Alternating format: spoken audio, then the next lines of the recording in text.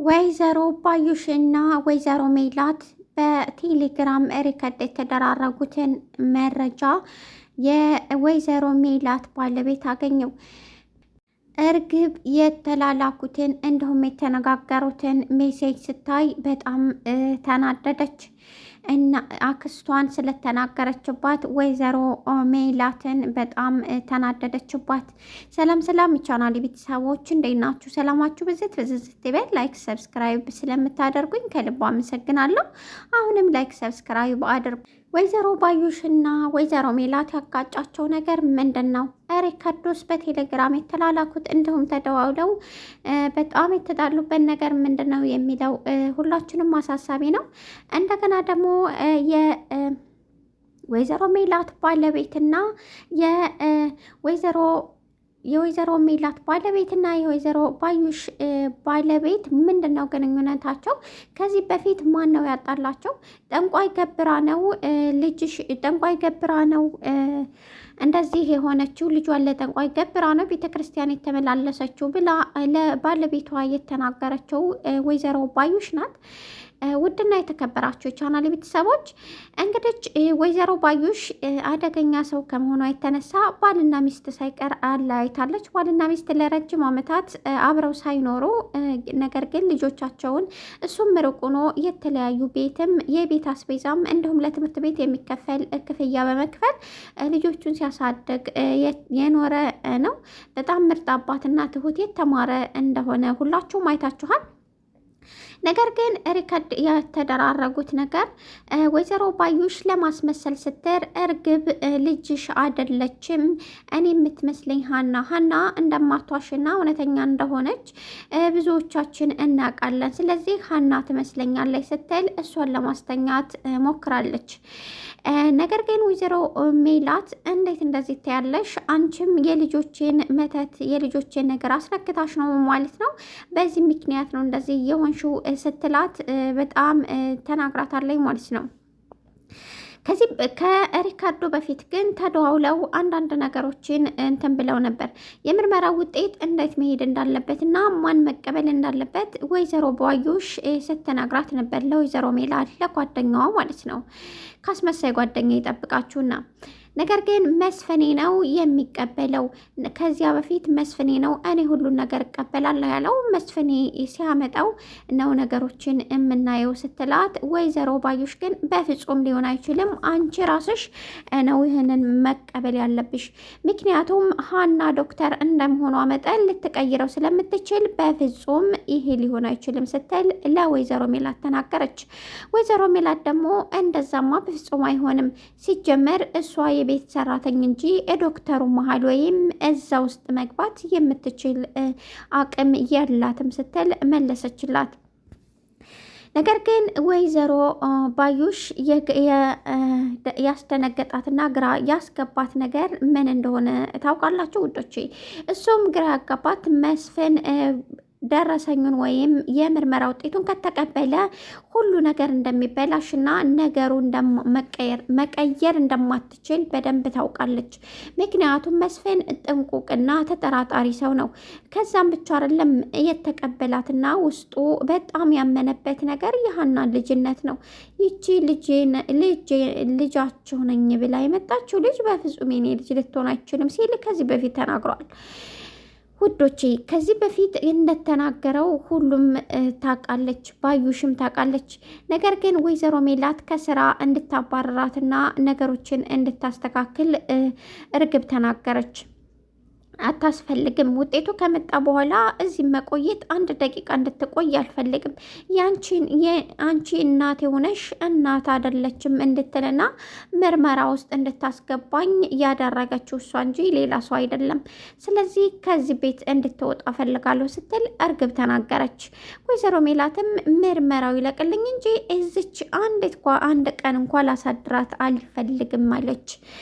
ሀንዬ በጣም ያስጨነቃት ጉዳይ ሌላ ጉዳይ ነው። አሁን ከምርመራው በላይ ምርመራውን ያሰበችው አይመስለኝም። ምክንያቱም ከምርመራው በላይ ያስጨነቃት የአባቷ የብር ጉዳይ ነው። 400,000 ብር ይጨርሳል የተባለው ዶክተሩ እንደተናገረው አሁን ላይ ደግሞ 600,000 ብር ወይም 800,000 ብር እንዳላት ከዚህ በፊት ሰምታችኋል። አሁን 300,000 ብር ያስፈልጋል። ይሄ ጉዳይ በጣም አስጨንቋታል። ምርመራው እንደተወሰደና የምርመራ ውጤት እንደሚመጣ ሁላ ይሄንን ጉዳይ ረስተዋለች። በአባቷ ጉዳይ ከሆነ ሁሉን ነገር እንደምትረሳ ሁላችሁም ታውቃላችሁ። ምላሴና ሰላምዬ ለአባታቸው ሁልጊዜም ከዚህ በፊት እንደጠየቀችው ሰምታችኋል። ሰላምዬ እንዲህ አለች፣ እኔ ግን እህቴ እንድትሆን የምትፈልገው ሀንዬ ናት ስትል ከዚህ በፊት ተናግራለች። አባቷ ግን እኔም እፈልጋለሁ፣ ነገር ግን እርግብን ብትሆን እኔ ምንም አይደለም፣ ምክንያቱም ልጅነቷ ላጣው ልጅ ስለሆነች ብቻ በፍጹም ልጄ ናት ነው ያለው። ነገር ግን እኔ ሀንዬን ልጅ እንደሆነች ነው የሚሰማኝ ሲል እንደተናገረ ታውቃላችሁ። ምላሴ ያስጨነቀው ጉዳይ አሁን ላይ እርግብም ሆነ ሀንዬ ሊያጣቸው አይፈልግም። ሁለት ልብ ሆኗል። በእርግጥ ወደ ሀንዬ እንደሚያደላ ልቦና ያውቃል። ግን እርግብን ማስከፋት አይፈልግም። ምክንያቱም ለሰው ልጅ ተጽዕኖና ለሰው ልጅ ስነስርዓት ያለው ነገር የሚያረዳ ሲሆን እሱ ማለት ትሁትና ስነስርዓት ያለው ወጣት ስለሆነ እሷንም አይ ሀንዬ ነው የምፈልገው ሌላት አይፈልግም። አቶ ኖላዊ ግራ የገባቸው ነገር የሀንዬ ጸሎት አድርግልን ማለትና ምንም አትጠይቀኝ የምትለው ጉዳይ ግራ አጋብቷቸዋል። ሀሲርንም ከዚህ በፊት ጠይቀው ምላሽ አልሰጣቸውም። አሁን ግን በራሳቸው መንገድ መሄድ እንዳለባቸውና እንዴት ማሳካት እንዳለባቸው ሀንዬ የገባችበትን ነገር ማወቅ እንዳለባቸው ከራሳቸው ጋር መከሩ። ነገር ግን ከዚህ ሆስፒታል እንዴት ነው የሚንቀሳቀሱት፣ መረጃስ ማግኘት የሚችሉት እንዴት ነው የሚለው ጉዳይ የእነሱ ጉዳይ አሳስቧቸዋል። ምክንያቱም ሐኪም ቤት አሁን ላይ ህመማቸው ደግሞ እየጠና ነው። አሁን ወይዘሮ ሕክምናውን መቀየር ካልቻለች አቶ ኖላዊን ለመግደል ሙከራ እንደምታደርግ እንደኛ አስተያየት ሰጥተናል። ማለቴ መረጃውን ሁሉን ነገር የሚያውቁና በስነ ስርዓት የሚራመዱ በጣም ጠንካራ አባት እንደመሆናቸው መጠን እሳቸውን አፋቸውን ካዘጋች ምንም ነገር ከማድረግ ወደኋላ እንደማይላት በደንብ ስለምታውቅ እሳቸውን የሆነ ነገር ለማድረግ እንደምታስብ እርግጠኛ ነኝ። ነገር ግን ዶክተሩ እንዴት መጣ? ያ መልካምና ለሙያው የሚጨነቅ ዶክተር ሂዶ ይህንኛው ዶክተር እንዴት መጣ ያላችሁ የብዙዎቻችሁ ግራ የሚያጋባ ጥያቄ ነው። ዶክተሩ የመጣው በስራ ጉዳይ ቢሆንም አሁን ላይ ግን ተጽዕኖ የፈጠረበት ነገር የሀና ጉዳይ ነው። አንደኛ ሀና ዶክተር እንደመሆኗ መጠን ተመልሳ ሰራተኛ ለአባቷ ስትል የሆነችን የዝችን የምስኪን ልጅ ህይወት ባበላሽ ምንድን ነው የሚጠቅመኝ የሚለው ጉዳይ አሳስቦታል። ሌላ ጉዳይ ደግሞ እዚህ ጋ ወይዘሮ ባዩሽ የምትከፍለው ክፍያ ግራ አጋብቶታል። ከሁሉም ጋር ራሱን ማግኘት አልቻለም። ነገር ግን ከዚህ በፊት እንደነገርኳችሁ ላስብበትና መልስ እሰጥሻለሁ ብሏታል። የምርመራ ውጤቱ በፍጹም እኔ ሳላውቅ ወደ አቶ መስፍንና ወይዘሮ ሜላት ጋር እንዳይገባ ስትል አዘዘችው። አስቤ እነግርሻለሁ አላት። አሁን ላይ ሕክምናው የመቀየሩ መንገድ ትልቁን መንገድ የያዘችው ወይዘሮ ባዩሽ ናት። የሕክምናው መቀየር ትልቁን መንገድ የያዘችው ምክንያት የራሷ እቅድና ብልሃት ስላላት ነው። እሱ ምንድነው? የቤተሰቦቿን የጓደኛዋን ሀብት ለማውረስ ስትል ምንም ከማድረግ ወደኋላ እንደማይላት በደንብ ስለምታውቅ ነው። ይሄ ነው ትልቁ የመንገዷ መፍትሄ ያደረገችው። ይሄ መንገድ እንኳ ባይሳካላት ሌላ መንገድ እንደምትሞክር ምንም ጥርጥር የለውም። የፊልሙ መርዘምና የፊልሙ ማጠር ሳይሆን የሀና ስቃይና የአባቷ ስቃይ ይቀጥላል። አሁን ላይ ሀና ቤተሰቦቿን ስታገኝ እንኳ አባቷ ወደ ደሴ ከተመለሱ እሷም አብራ ቤተሰቦቿን ብታገኝ እንኳ የምርመራው ውጤት እንኳ ተመልሶ ሀናን ቤተሰብ ቢያደርጋት እሷ ቤተሰብ ልታደርጋቸው አትፈልግም። ከራሷ በላይና የምትሳሳላቸው የምትወዳቸው ቤተሰቦች ስላላት አባቷ እናትም አባትም ሆኖ ስላሳደጋት እሱም መተው እንደማትችል ሁላችንም እናውቃለን። ነገር ግን አሁን ግራ ያጋባት ነገር አባቷ 300,000 ብር ከየት አምጥታ ነው?